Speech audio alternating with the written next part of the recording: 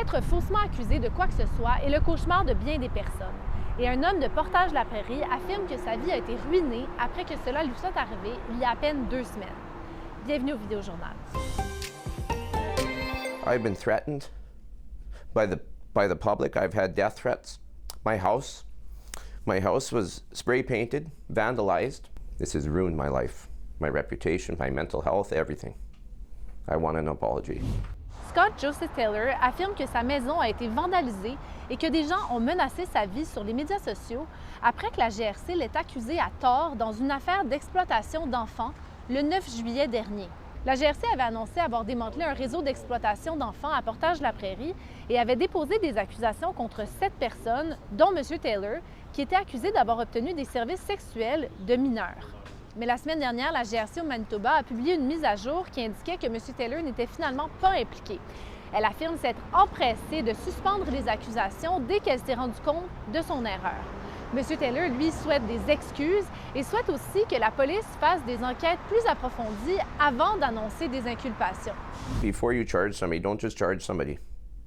Make sure you do your job, because this has ruined my life, is what you've done to me.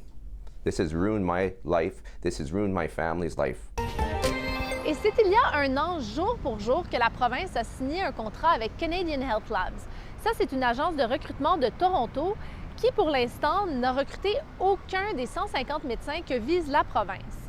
L'objectif est d'en recruter d'ici l'an prochain 50 pour le Nord, 50 pour Winnipeg et 50 pour les régions rurales. Le gouvernement affirme examiner le contrat qui lie l'entreprise à la province et n'exclure aucune possibilité. Il existe bien entendu l'option de résilier le contrat, ce qui aurait un coût pour le Manitoba, dont on ignore encore le montant. Et pour le moment, Canadian Health Labs n'a pas souhaité s'exprimer sur les raisons qui expliquent cette absence de réussite.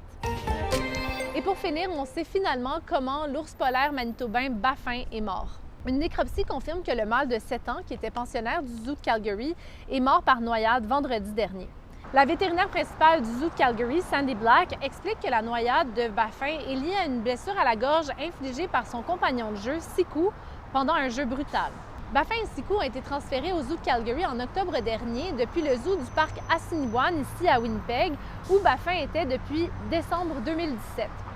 C'était votre Vidéojournal. Là-dessus, je vous dis à demain.